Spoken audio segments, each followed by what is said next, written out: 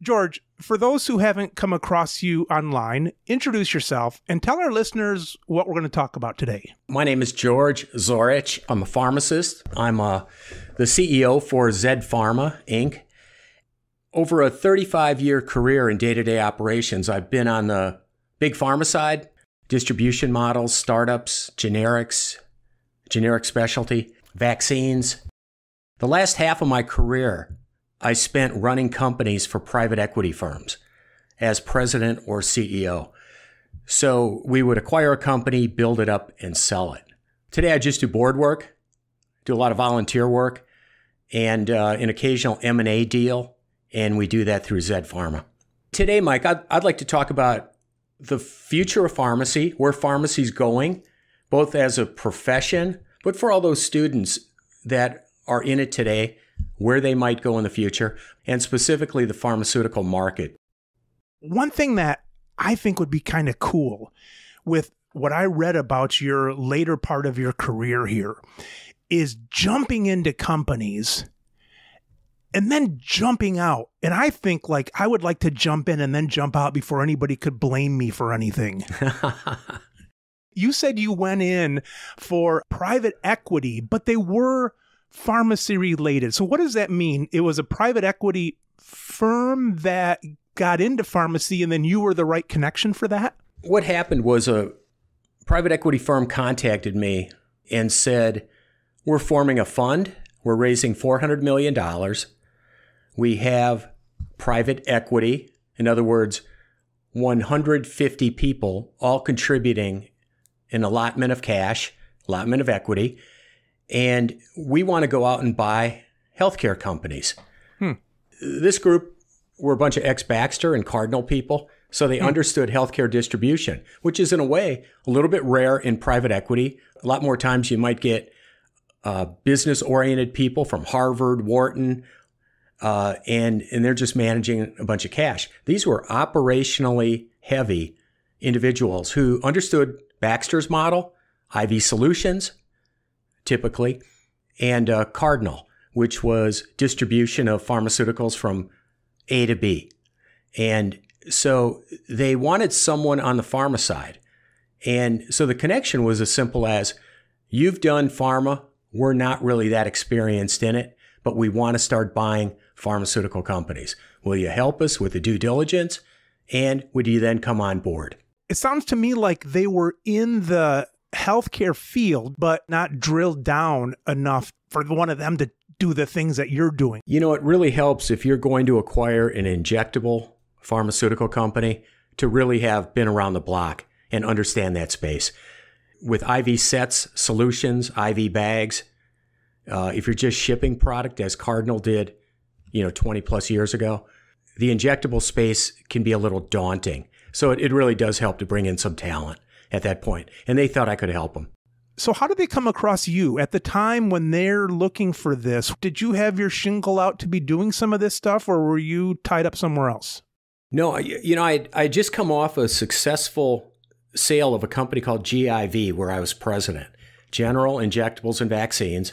And we're the largest distributor of vaccines to physician offices in the U.S. market. Wow. In addition, we also had one of the 3 flu shots as a proprietary exclusive in the U.S. market. So we had a 150-person call center, and the technology was state-of-the-art. They really did a great job of calling on all these doctors and selling vaccines. So we sold that to a company called Henry Schein, and that's when I kind of got on the radar screen of the private equity firm. When you go into that business, there were probably like VPs and marketing people and all that thought they maybe could be in your position. And all of a sudden, here comes Big George the know-it-all, who comes in when these guys have been there their whole life, coming from the outside. Is that tough for anybody? I think it could be, Mike, but in reality, here's what happens. It's typically a small pharmaceutical company, and the original founder and owner wants to take some money off the table. Gotcha. That's why you're there in the first place. They want to cash out to some degree. They've worked their whole life, and they have this really nice company, but they don't necessarily have an exit strategy. So a private equity firm is going to come along, write them a check for 70 or 80% of the agreed upon valuation. And the idea is that founder, CEO, is going to stay on board for maybe a year, but either way, that remaining 20 or 30% in 5 years should be a bigger paycheck for him than the first check that the private equity firm wrote for him. So 5 years later, he might get a check for $100 million. But in 5 years, that minority share should also be worth about $100 million too. So it's a nice exit for that person, allows them to go into the sunset with a little bit cash in the bank, stay involved with the company on the board, and then get another check in about 5 years. So it really does work out pretty well for founder owners of healthcare companies. It's not like a hostile takeover. If they had a better option, they might have done that. The reason they're dealing with the private equity firm and likes of you is because that was their best option, and most of the leadership likely feels that way. It's a very friendly acquisition. Sure, some people may have thought, I should have been the person in charge in the lead. But in reality, they also know that this private equity firm is going to put 30, 50, 70 million into the company and infuse capital that normally that original founder owner would not have the ability to do. So it allows one to put rocket fuel in a growth situation. Yeah. It's a good company. The core is good. The management team is solid. There may have to be a few tweaks here and there to add talent, but the rocket fuel of capital can really grow that company quickly, and the connections and expertise of the private equity firm. Sometimes in my pharmacy career, I've had anxiety about just different stuff, maybe just performance in the pharmacy or my career or something. And I always thought that a pretty decent spot to be in would be to come into a company and try to write a company that was like failing, because then the pressure would be off of me. I'd come in with a company that's going down, and if it keeps going down, it's like, well, I tried my best. But if I turned it around, I'd be the savior. It's like in the movies, where they get these actresses that are really pretty. They're pretty, but they bring them in and their hair's messy and they have big glasses on and they're not dressed very well. The plot at the end of the movie, they're going to turn into beauties, Do you ever have that desire of the Cinderella story, or is coming in with a lot of money and being pretty sure of that equity building, let's say fivefold, are you ever tempted to go the other way? No, because the private equity model is pretty good and it's pretty solid, and here's why. You won't find many PE firms investing today in a company that has less than $5 million of operating profit today. So what does that tell you? It's already a good company that's making profit, and they've figured out how to make profit. What they're missing is how to get to the next level, or they might be missing a good source of capital. And so to take a company that really is capable of growing rapidly and efficiently with the right amount of capital and the right people in place, that's much easier to do. The one that you're referring to, Mike, where it's kind of a disaster and you're trying to be the savior and come in and save it, there's a reason why it's a disaster. And it's usually a bad strategy. They have people that don't have the appropriate talent in all the given departments or areas. And it's really tough sledding in many cases. It's not going to be a picnic. You're going to have a lot of stuff that's a problem, and the odds of turning it around are not going to be great. So, George, we know there's no such thing in business as a surefire thing. You look at a lot of stuff. You look at Facebook stock in the last, couple weeks, that kind of thing. I know you would never fail at this, but let's say somebody was in your position coming in. Where could things go wrong? Could they go wrong if you came in, or is it like surefire? I always felt, and I told a PE firm with the first company we acquired, company called Sabex, and the plant was in Montreal, Canada. And I said that for our strategy, our U.S. strategy, if we executed 3 different strategies flawlessly, we could win on any single one of them. That there are a variety of ways of winning in that market. Now, that was also 22 years ago. The oral solids market, the injectable market, they've all gotten much, much tougher. And it's a little bit harder every 5-year period to think that can happen. Can it fail? And how would it fail? Can it fail? Yeah. It's usually bad strategy, bad capital allocation. They'll be able to raise money. They'll be able to get money from friends and family, bank loans, line of credits, but they don't allocate the capital well. And it goes down a rabbit hole. They invested in the wrong things. So one thing that can be common is people get ahead of their growth plan, their growth phase. And it's easy to think, wow, our sales are up 50% quarter over quarter. They're really going. We're going to go crazy and invest. We're taking out this big loan. We're going to over leverage ourselves. And they get over their skis too quickly. And that's why it helps having a financial partner or a capital partner or a PE backer. You know, you have a little bit of leeway. You have a little bit of ability to make a few mistakes. But you definitely have to make decisions and move things forward, keep the chains moving. What was the crappy part of your job? And you're like, crap, I got to do this today, or I got to do this week. What would that be? I think the toughest part was always the first year. And because it was a constant headache. The first year in any of these companies is just not that much fun. It's issue after issue, HR issues, strategy issues, pipeline issues. The first year is a headache.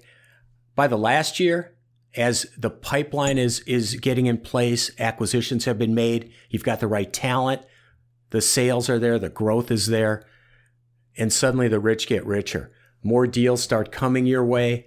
More companies are interested in you. All the buying groups want to deal with you, your national accounts people. So it's funny how it works that way. But the first year was always a headache, and I knew it would be. What does your day look like in the first year? I take it you're not remote on this, you're there. And what would be like a long day on those kind of days? Are you like sun up to sundown and beyond? It requires long days, and many in the position, in that type of position, know what it's like. That there's a lot of stress, there's a lot of travel, there is a lot of dinners. I always said, Mike, that if it wasn't for breakfast, coffee, breakfast, lunch, dinner, cocktails, and an occasional round of golf, I probably never would have done a deal. Sure. In my whole career. That's where it is. So it's a networking world, and networking, I know COVID's made it more of a Zoom kind of thing. Networking has nothing to do with Zoom. And in a Zoom world, you won't get the deals done that you could in a regular world. And that's the world I liked and I really enjoyed. And I loved the networking part, and I loved people. So if I had to go to Milan for a dinner, I actually loved it. But it does take a toll on a person after a while. It's interesting to me how the roller coaster of what's allowed, like COVID allowed for marketing firms and different things to do Zoom and maybe save some travel and things like that. But then eventually, either by necessity or by desire, the people that are Zoom, it's going to start up the in-person stuff again because they're going to get a leg up on things like that. Mike, I just read an article today in Becker's where they're talking about the young Generation Z kids who in the last couple of years finished up college remotely and then went to the workforce, and they feel so isolated, and the anxiety and depression are high. And this article had to do with the fact that it helps to have some structure in the workforce, and especially for new employees to feel like you're part of a team. And it's hard to be part of a team on Zoom. even if you have Zoom cocktail hour. So I think that has become a problem. I'll look forward to the time when, of course, people can be remote in the office 1 or 2 days a week, but I think it works best in a corporate model when you have people in the office too and building that team.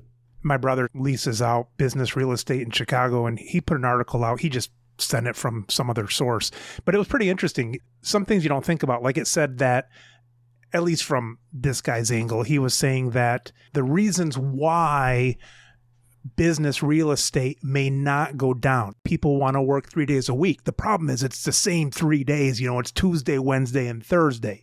And they talk now about how since people have been home, they've experienced more spreading out and not being in cubicles. So the average worker now needs more space, and the list went on about these things. And maybe people don't want to be as close anymore because of communicable diseases. So now that spreads it out. So, you don't know what's going to happen. You can't predict all these things where that's all going to go. But I don't think Zoom is the way necessarily. It's not the way I'd want to run a business, yet I do know that, if you have a professional group working, that having remote time and allowing the employees flexibility in their life and a work-life balance, I think it's all great. The only caveat to that is, if I'm in charge of a company, I don't really care what you do. It's just, you'd better get results. Yeah. It still comes down to that. George, did you have private jets? No. Well, you said Milan over in Europe, right? Yeah, that private jet was the American Airlines private jet. The private equity firm, the founders of the private equity firm typically rode private. Yeah, they rode private. I was just an operating peon. I'm running a company for them, and I'm a peon. I know that in your LinkedIn, you sold a few of these, and there was a boatload of revenue that came in from the sale. That's the goal then of the PE firms. They want to sell after 5 years or something like that. What's typically the goal of these companies besides making money, of course? The goal is to get 3 to 4 times a return on invested capital. Huh. And if they do that in 5, 6, 7 years, it's been a good investment. And they want to get out then. Yeah. So if you invest $50 million in a small plant and you add another $50 million in investment capital, that if you can sell the company for $400 million 5 years later, that's a great deal. Yeah. And we're fortunate with that in that the first one sold for $480 million plus an earnout. Second one sold for $550 million plus an earnout. And so when they get those kind of multiples, everyone's happy. You're talking about PE. Now, these are like going into companies that are already moving. But then at some point, you got out of the ones that were already companies. Why did you go from PE to venture? What was the impetus for that? Just by chance, sort of? Or did you have a reason where you wanted to go venture more than PE? No, the main reason was the original owner of GIV back 25 years ago, R.J. Kirk, brought me into GIV and gave me the opportunity to be president there 25 years ago. I was able to grow the business for him and successfully sell it to Henry Schein. We stayed in touch, and he reached out to me because he was the majority investor in a company called Intrexon, which was specializing in synthetic biology. So he wanted me to get involved with this new startup company, use his company as a partner, and take it from there. And I thought that sounded really interesting, innovative, and RJ was an old friend of mine. So that's really why. He brought me back. It's kind of like, bringing in a relief pitcher, maybe a washed up relief pitcher, just for a couple of innings. Venture capital, much higher risk, and it doesn't have that PE model where they expect you to have operating profit of $5 million plus. This is a case where it's a high-risk synthetic biology model that's trying to find and manufacture a rare protein for a rare disease called Friedreich's ataxia. So you get venture capital money willing to put it in. And what they're hoping to do is get maybe 3 out of 10 to hit. Private equity wants all of them to hit, or 9 out of 10, but it's also less risk. 3 out of 10 companies to hit, not products in the company. 3 out of 10 of the companies to sell effectively for venture capital. And those are home runs, because venture capital, if they put in 10 million, they'll get back such a gigantic check that they can play those odds. So they're playing the odds like Major League Baseball. If you bat 300, you might be in the Hall of Fame someday. For venture capital, if you hit on 3 of your investments out of 10, you're in the Hall of Fame. Private equity needs a little higher percentage because they don't get the returns on invested capital. That's really interesting, because I read sometimes, not necessarily in pharmacy, but I'll be reading, some things online, and they'll say this company was, venture capital and it failed and this and that. I'm like, oh, those are stupid moves and so on. But it's not. It's a 300 average you're looking for. Right. Because think about it. In this case, it was using cutting edge synthetic biology. It's very Buck Rogers. It's very high risk, and it takes a long time. So venture capital deserves those returns, those hefty returns on the few that make it, because a lot of them fail. Where are you in this regard with this company? Are you still with them? No, they sold to PTL. And was it successful? It was successful. There we go. But it was successful because they got to a point, not that they got to market, but they got to a point where another company wanted to acquire that. They thought it was de-risked and that they could have a good chance of getting that through the FDA and to the market. So it was one of those interim acquisitions. And that was at a point also, Mike, where I had made a decision in life. I was 59 and my parents were sick. I was going down to Dallas every third week. I was going to our offices in the Washington, D.C. area 1 week a month. And I was going to visit our investors mainly in New York 1 week out of every month. As my mother had a stroke, and my stepfather, who had raised me, was, really suffering from Alzheimer's, I kind of woke up in a hotel room in Gainesville, Florida one day when we were meeting with a research team there. And I kind of just went, what am I doing? Yeah. I've had a lot more success than I thought I would. I've made more money than I thought I would. These high-stress positions, I've got to make an assessment in life. And if I want to live to be 85, am I going down the right path? Right. Or do I need to cut this off at some point and try and really live a healthier lifestyle? I had a board meeting within 3 months. We had a succession plan, and things were moving in the right direction. But I just decided to get out, do volunteer work, form my own company, and do board work.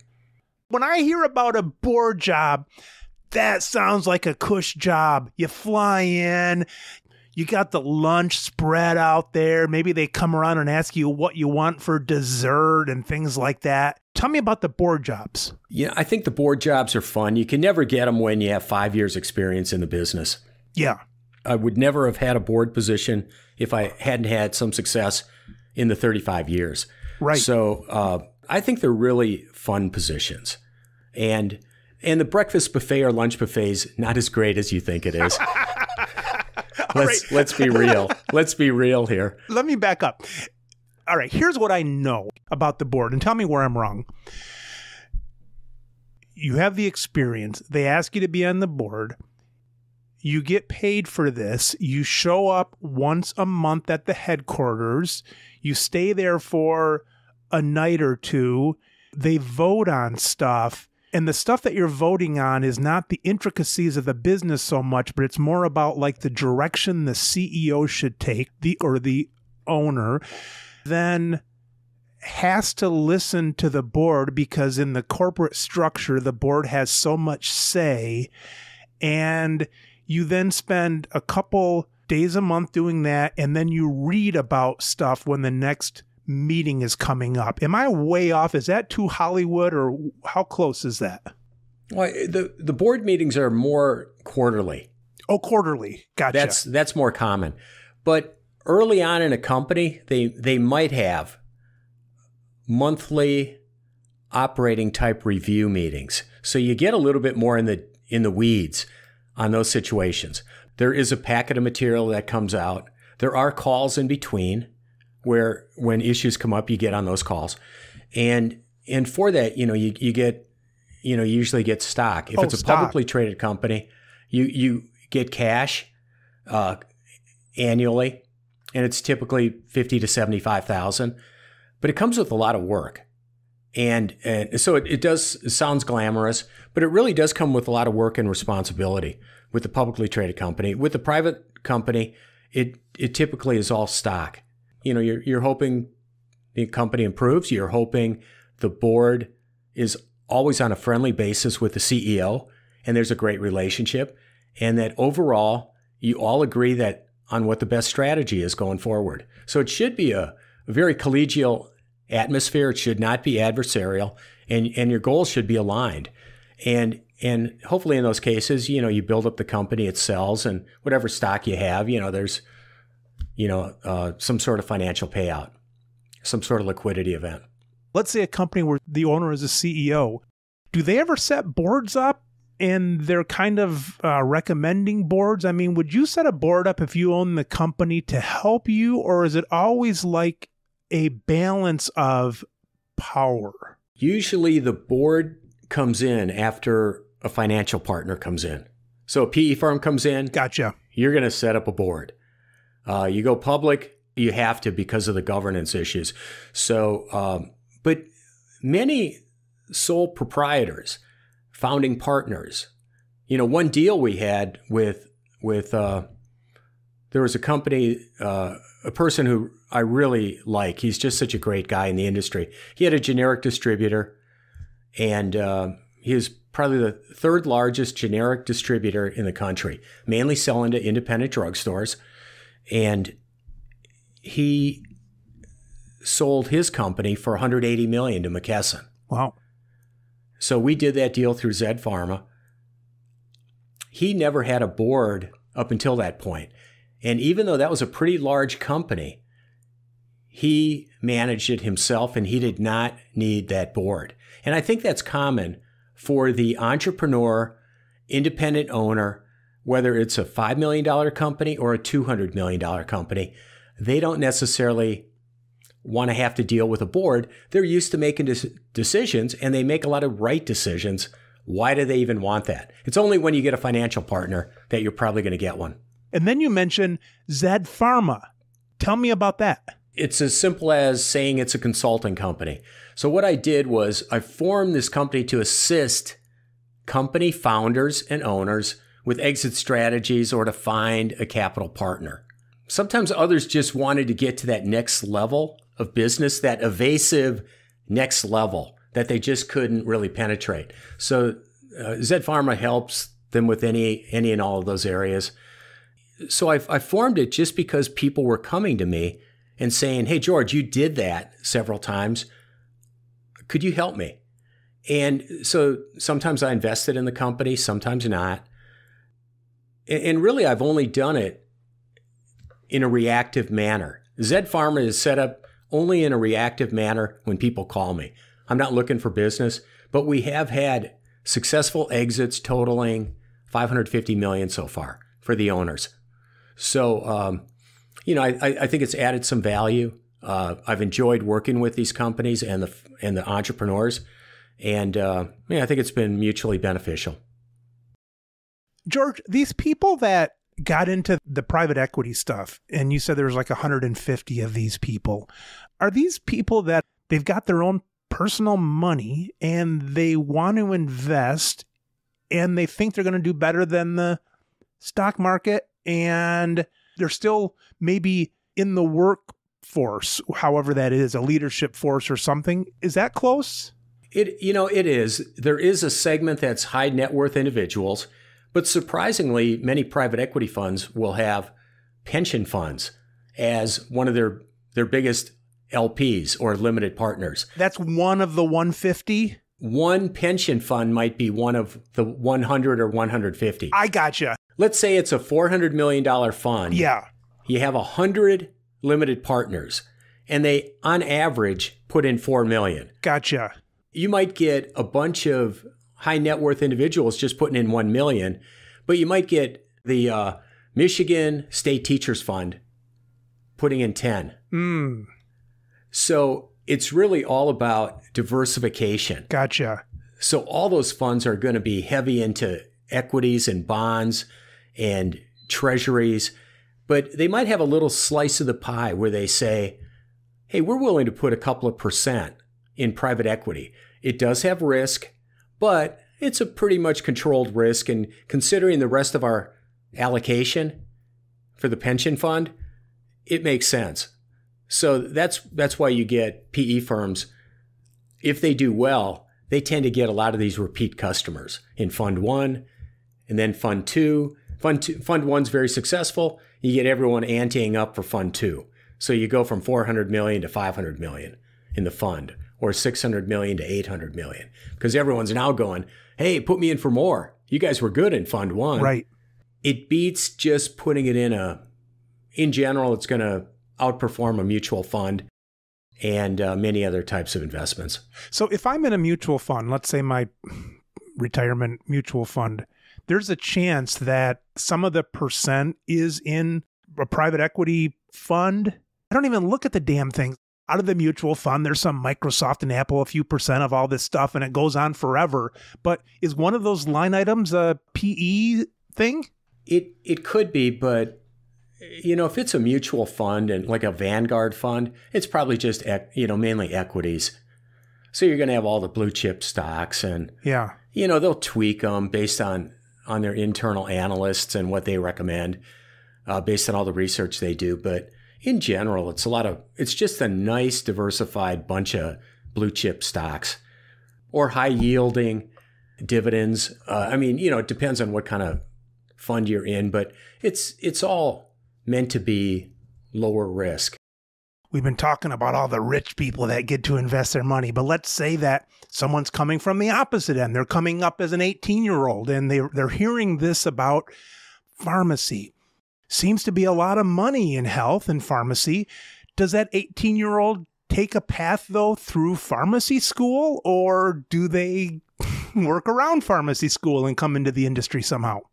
I still think pharmacy is one of the best springboard degrees that one can get. So it rates up there to me with engineering, business, finance, or finance accounting. And pharmacy, I think, can be a springboard to a lot. I don't know if you know it or not, Mike, but I wrote a book called Entrepreneurs in Pharmacy and Other Leaders. And I highlight 10 entrepreneurs, and I also highlight 33 leaders that took a job totally different than hospital or retail. That were pharmacists. They're all pharmacists. The entrepreneurs built up great businesses, and the leaders were not in retail or hospital, yet they did all sorts of things in life. Joe Ranazizi became the number 2 guy at DEA. Who better to have a DEA than a pharmacist? Right. So the list, goes on and on. I think it's a springboard degree. Here's the caveat, though. When I graduated from the University of Wisconsin in 1978, it was $250 a quarter for room and board my freshman year, and $275 for tuition. So for $1,550, I could go to college at the University of Wisconsin and go towards a pharmacy degree. I could make that in a summertime. Yeah. Today, and I'm on the board of visitors I was on the board of visitors at the University of Wisconsin. The students today are paying net of inflation 26 times that amount. So net of inflation, 26 times more expensive than the degree I got. So my only caveat is you better have a good game plan. Hopefully it's 2 years pre-pharmacy, 4 years in the School of Pharmacy. You get your PharmD and you move on. If it's 4 years plus 4, and then you're thinking of a residency, Dave Zills, who's a past ASHP president, a real futuristic thinking pharmacist, He was on our chairman of the board of visitors. He kept track of residents, a 2-year residency.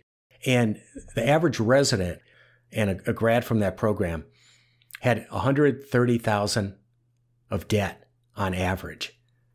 That's a big number. It's one thing to have the debt after, hey, I got my PharmD degree. Now I'm going to do a 2-year residency.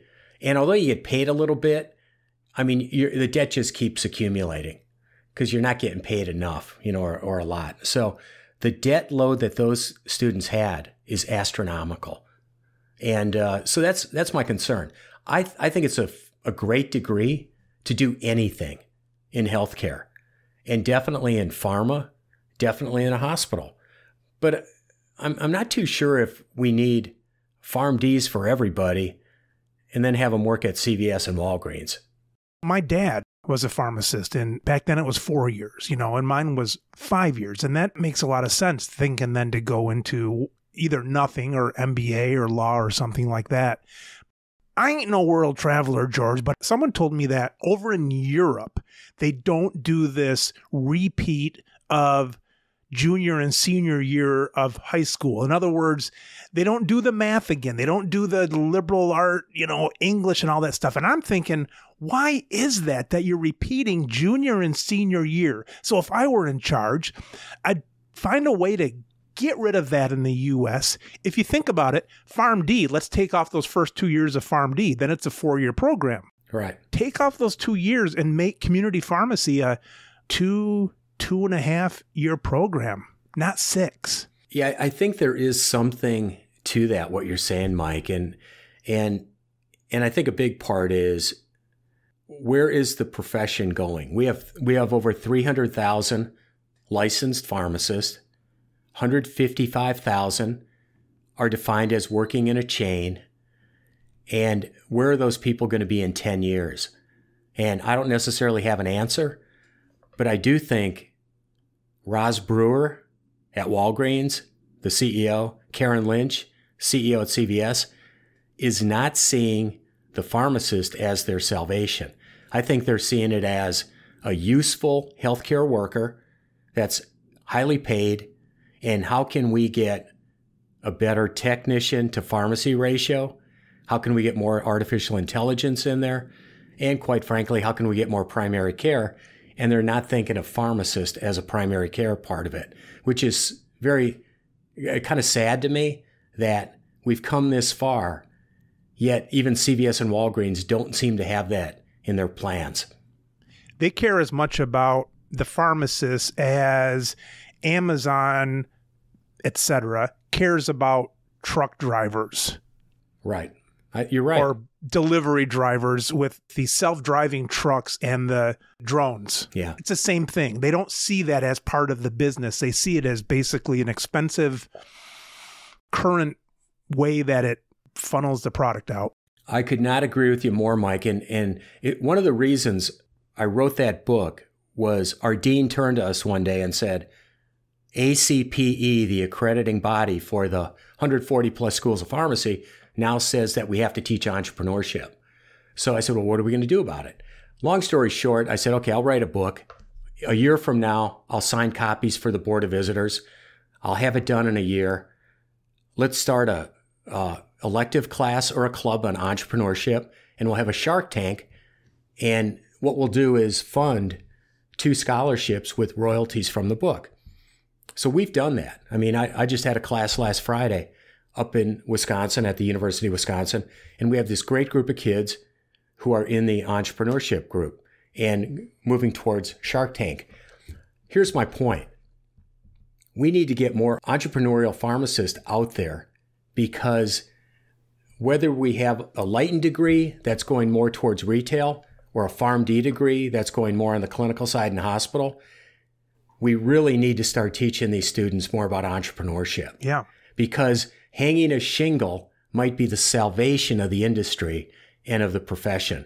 Just like it was 50 years ago, 70 years ago, when independent store owners were the entrepreneurs. Yeah. And those were the true entrepreneurs of the day. We need to get back in some way, shape, and form, forgetting PBMs and DIR for a while, but getting back to hanging shingles and getting more entrepreneurial thinking in these students. Let them set up businesses. Agreed. And the problem with that is you might have somebody with that entrepreneurial spirit, but boy, you tack on a few more years of education and then, 130 grand on top of that. And that's not good for the entrepreneurial spirit when someone's coming in that far behind. It's, borderline devastating and a non-starter. I mean, it's really hard matter of fact, I can't fathom if I go back to the late 70s, having that burden of debt and then trying to go out and actually buy a car and buy a house and raise a family or start a family. And I mean, it just puts such a burden on these students coming out. And quite frankly, I blame the university. I think it's not anything more than, once again, because I've run all the numbers, net of inflation, it's 26 times more expensive than when I was at school and got my degree in the 70s. Mm-hmm. So how do you explain it? And when I asked that question to Becky Blank, our chancellor, she did a lot of fumbling and stumbling and mumbling for 30 seconds till she kind of remembered her talking points. But there's no real good answer. And these students are getting the short end of the stick. She didn't tell you it was in the new intramural gymnasium that they bring all the students through to sell the college on the first day? It's so funny you said that because she did say that.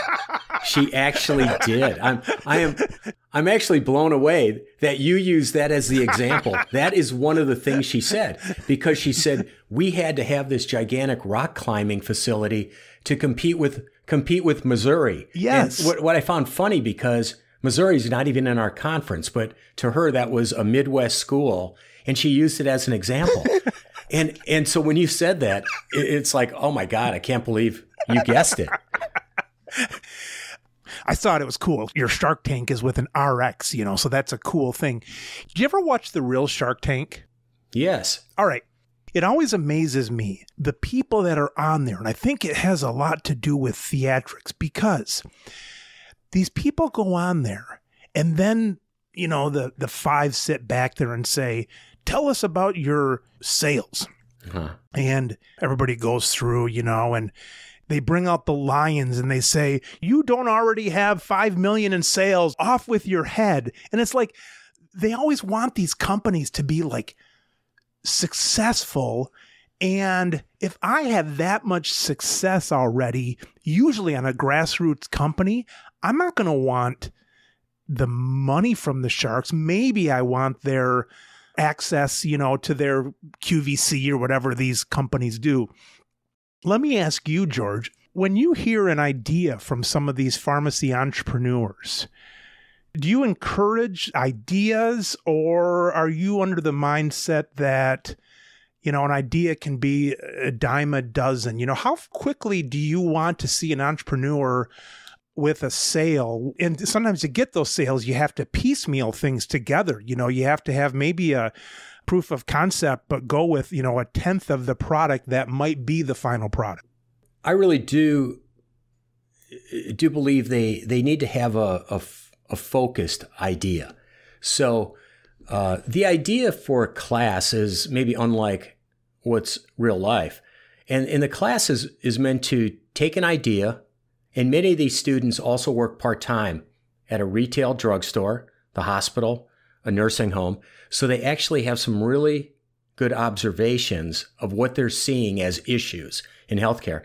And so their ideas kind of reflect that. And so last Friday was kind of interesting, because with one of the students, I had to say, okay, here's a term I used in business quite a bit. I just need the time. I don't want to know how to build a watch. And your idea of what you're trying to do is a little bit all over the place. So for next time, let's focus it. Send me emails if you want. We'll fine tune it. But you're kind of like all over the place. This project has to be an issue that you can define, and what your product or service is that's going to fix it or address it. And so we've used that approach, and I am really surprised how smart, innovative, and thoughtful these students are. really all the way back since 2017. Some of the projects are amazing. One of them was so good, an oncology app for oral oncology products that would interact between the patient, the physician, and the pharmacist to make sure there was adherence and side effects got monitored for these very expensive oral oncology products. And it was so good that the local NBC affiliate picked up on it, did a story on it. Milwaukee picked it up. And when Milwaukee picked it up, Advocate Aurora, which had offices in Milwaukee, wanted to talk to these students. So here was, a group of 3 students working together on this project, and their project was good enough that it actually got Advocate Aurora and then Walgreens to set up a meeting. Now, well, as it turned out, all 3 just ended up going to work after college. They found it as a great experience. The one thought he was just going to raise capital and go into it. But one realizes at that time, it's like, it's hard. It's hard being in a startup, and it's hard being an entrepreneur. So, go work for 3, 5, 7 years, pay down your debt a little bit, have some fun, get money in the bank. And somewhere down the road, you're going to have another idea, but you'll be ready for it really this time. You'll know how to take that idea and make it into a business. But it might not be right out of school. Yeah, that's hard because as we talked of that commitment, you got the commitment and the money. Even if you took a guy straight out of high school, even them without any debt, they've got to macaroni and cheese it, with 4 or 5 buddies in an apartment, for 4 or 5 years to get something off the ground. And that certainly doesn't compare to, 7 years later and that much debt. And then on top of that, which is hard anyways, to have an idea and then be the business person to put an idea into practice. Really tough. It is. And it would be nice if we could find a way to accelerate some of this. Let's say it's in schools of pharmacy. Number 1, let's have it in all schools of pharmacy. Let's then have national competitions for all the winners. That's cool. And that was the original vision of what we wanted to do with Shark's tank, with the RX, SHARX tank. And I've been speaking with Scott Knorr at APHA, and they just got so many other things on their mind. And I think it's true in general that our pharmacy associations are just so distracted. They're really not doing the things that the rank and file need. So I look at Lucinda Main at AACP and Doug Hoey at NCPA and Scott at APHA, Paul Abramowitz, ASHP. And it's like, what we really need is every pharmacist contributing $200 and having a PAC for what's needed to get things moving in Congress. Because nothing's going to happen without PAC money and lobbyists and influence. Bills won't get written.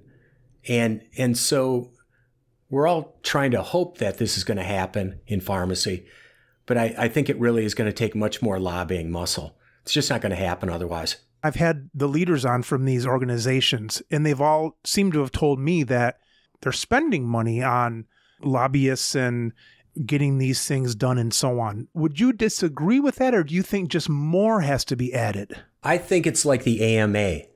There are 30 different organizations underneath AMA: rheumatology, orthopedics, internal medicine, family practice, pediatrics.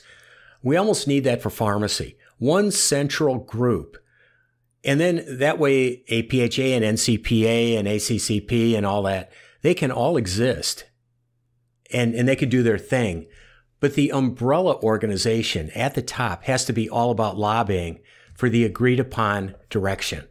And that direction really might be 3 or 4 things. But let's say one of them is Pbm Reform and DIR, which gets talked about quite a bit on your podcast. The idea being, though, do it like the AMA. AMA cares about big-time medical issues at the top. That's where a lot of lobbying money goes, and a lot of PAC money. American Trial Lawyers Association. There's tons of lawyers in the country and even trial lawyers, but that's the biggest lobbying group for the Democrat Party right now. What's number 2? Teachers. So what's big on the Republican side? Actually, I don't even know. But pharmacy needs much clearer direction, crystal clear, and it's got to be an umbrella organization. Or I'll just give it to APHA with Scott Knorr. He seems to kind of get it a little more. And just let everyone become a member of APHA or an associate member, but you just join their PAC. But that's how it's going to happen. And part of it is, and here's the reason I'm saying it. I got a link for a House subcommittee on DIR and PBM reform. So I hit the link and I thought, I'm going to listen to this for like 2 minutes and then go do something more fun. I start listening to it and was very intrigued. There was a guy named Anthony Chaccio from Ohio, kind of like a DIR PBM guy, understands it really well, works a lot with Scott at APHA. Yeah, Antonio Chacha. And I was so impressed with him and a few of the speakers. But what struck me, Mike, was we had 2 pharmacists in Congress. One's Buddy Carter, 1st District of Georgia, and there's a woman from Tennessee. Here's my takeaway. They didn't get DIR fees. They didn't understand PBM issues. And that became crystal clear to me because I listened to the whole thing. And it's like, oh my God, the 2 pharmacists in Congress who might champion this or might bring this forward, they might even sponsor a bill. They wouldn't know what to put in it. Now, that's not all that bad because lobbyists typically write bills. But we need that umbrella organization of pharmacy with PAC money that's got a bunch of money behind it. And then they go in, talk to Congress, get Buddy Carter on their side to champion everything, and that's where the legislation gets written. But what struck me was 2 pharmacists in Congress they didn't understand the issues. They tried, but they just, it's a hard thing to understand. And that's by design, by the PBMs. I was talking to one of my employees at the pharmacy, and we were talking about how some of the states, including Michigan now, is going to pass something about PBM reform. And one of the things was basically getting rid of some DIR, getting rid of some rebates and things like that, / all of it. I'm not sure, but basically getting rid of it. And we both agreed. We said, well, yeah, but they're going to get it somehow. They're going to sweep it out some other way. But my comment to my employee was, yes, but if we can begin to take away at least some of the smoke and mirrors gradually, it's like, all right, the DIR is gone. All right, they're going to take the money here. But we've removed a little piece of confusion because they're professional smoke and mirror guys, the PBM and the lobbyists. They do that on purpose. George, devil's advocate, you saying have an overall fund, that's like saying all the different church denominations get together and agree on something. Oh, there's no way in hell that's going to happen. I mean, that would never happen, that uniting. And there's other examples of that too. Could that happen, this overall fund? When I talk to the leaders of these associations, they seem to be pretty well jibed together. Do you see that as a possibility of having an overarching fund or goal? Great question. And number one, they all have their individual silos and priorities, and I respect that. They all make a ton of money, so they're not going to go away and just say, oh, fine, we'll just close up shop and have it go to, one main organization. We wouldn't even want that anyway. So it's fine to have all the different silos, but to answer your question, I do not think they would allow one PAC overall because they all have their own individual PAC that is just for their little silo. So I think I think we have to think broader, and it would take too much marketing muscle to form a whole new umbrella. I would actually put my eggs in the APHA basket, which used to be when I was in school. You know, we had SAFA. Mm-hmm. I don't know if it was around when you were in school, but students in APHA. And I would hook on with one organization. So it could be ASHP too. But I think APHA is probably a little closer to representing all the rank and file people. And you could also make an argument it's Doug Hoey at NCPA. I don't care who wins the battle, but it's got to be where we can get, well, look at it this way. Doug Hoey's probably got 20,000 plus independent store owners. Yeah. If they each gave $200 to his PAC, that's $4 million a year. I have a feeling he doesn't get that right now. So how do you mobilize a group that's just by nature independent? So they might belong to NCPA, but they're independent thinkers. They want some help. But how are they going to get it? I think it's Scott Knorr at APHA. I don't even know if he has a PAC. I would get everyone, just 300,000 people contributing to that PAC and blow it away. Because think about it. Pharma's got 2 lobbyists for every member of Congress. And Bio has 1 lobbyist for every member of Congress. And the pharmacy organizations and the generic association, you know, they have 1 here, 1 there. They just can't make much traction. You need muscle.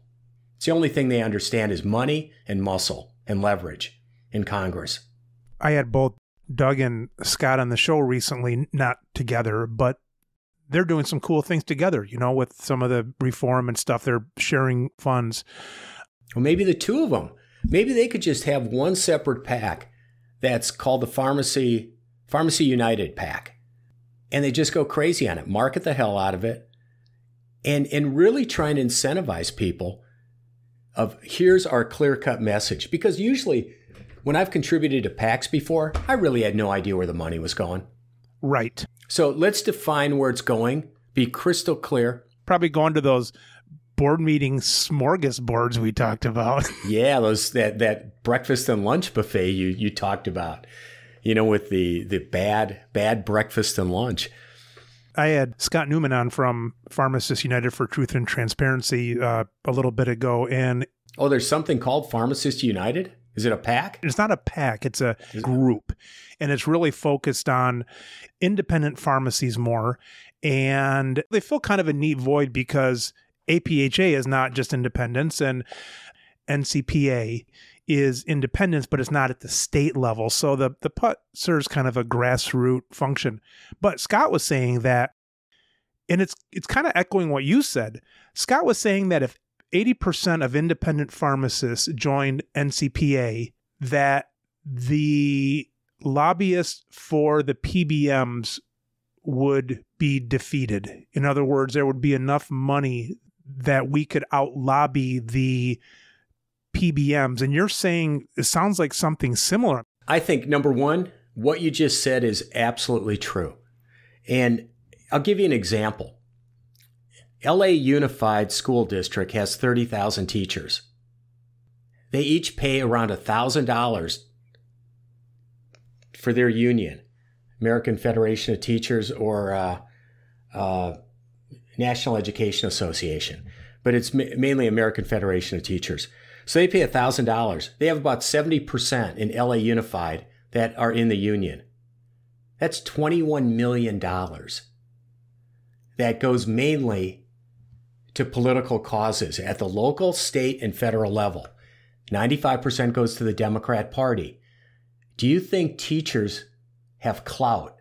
Has COVID shown you that whatever the American Federation of Teachers wants, they've been able to get? I'm saying the same thing ought to happen in pharmacy.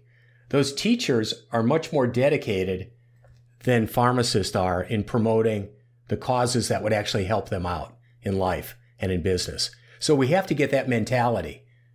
And the teachers have shown how powerful they can be collectively. And pharmacists, you know, we have those silo organizations and they have, you know, fun meetings and they get to give awards to each other. But I don't know if they're moving the chains enough. And the hope would be Scott and Doug maybe can get together and have a separate PAC. and then agree that both their memberships and anyone else can fund it for the better of pharmacy and the profession.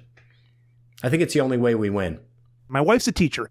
The reason teachers have that, it's because they have the damn teacher's lounge. They sit there for an hour a day and just bitch and gripe to each other. They've got this job. They work 8 to 3:30. They've got every holiday off. They've got summers off. And if you tell this to the teacher, they'll say, yeah, but we take work home. And it's like, no other profession ever brings stuff home.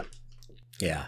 The point is, you can get a lot done if you have the right focused message, whether it's saying that you've got the worst job in the world on a teacher's schedule, or, you know, the COVID stuff. You can get a lot done if you have a unified voice. Definitely. You need that unified voice. And you know, I've been at Capitol Hill. I've spoken to members of Congress, as many other people have. And you know what?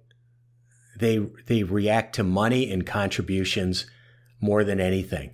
Of course, they want to do what's good for the better, their constituents and everything else, but they also know they have to be reelected, and they're always having their hand out for money. And I think we're missing the parade on that one. And we have to get smarter about it. I've had 130 some shows. I've never had a fire round, but I've got a fire round for you. Okay.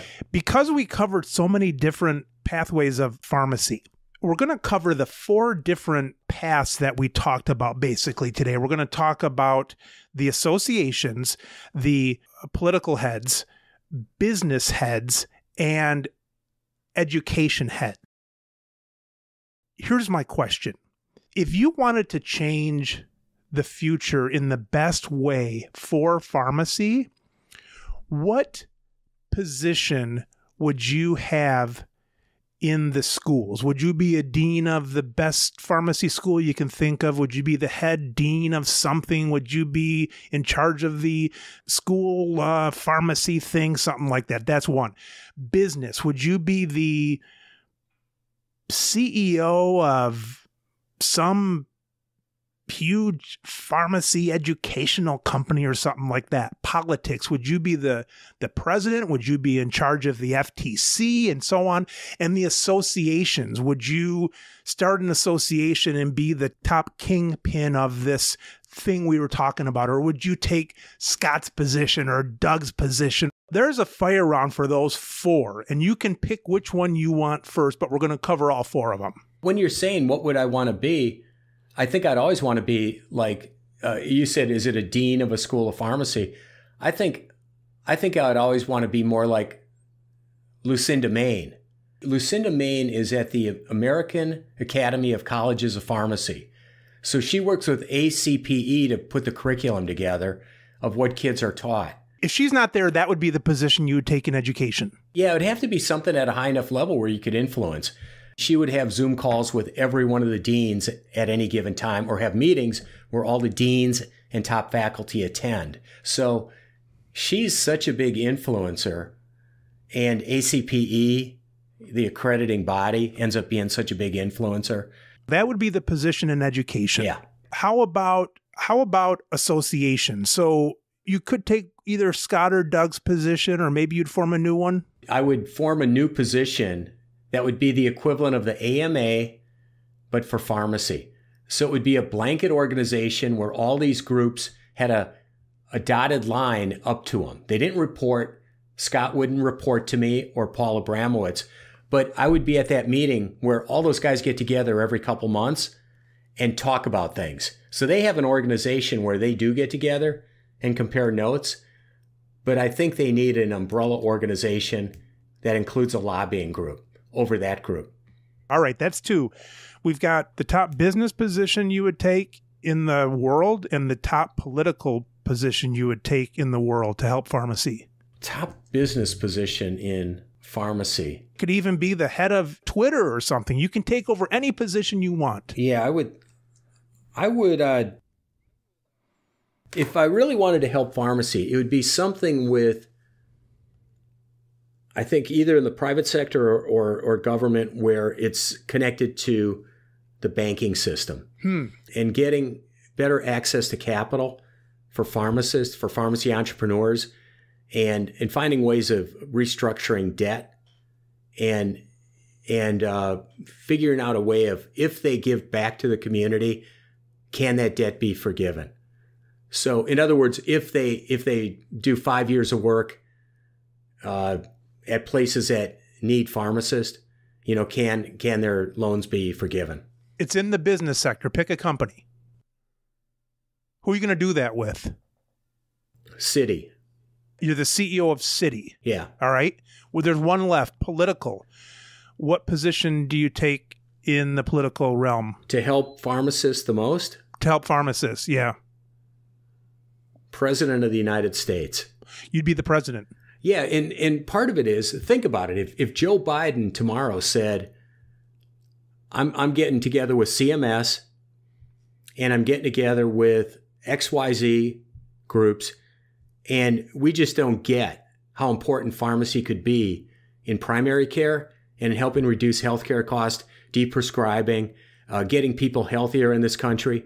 And pharmacy is going to be a key part of moving forward and being one of our answers to increasing healthcare costs and trying to get less people on medication and get them healthier. Working with other fields in medicine. But we don't see it. No one seems to get that pharmacy has more value than we think. In other words, we know it, but no one else is really saying that enough. We need the President of the United States saying it and being the advocate.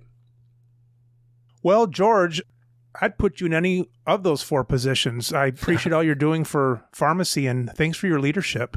Well, I really appreciate being on the podcast with you, Mike. Pleasure meeting you.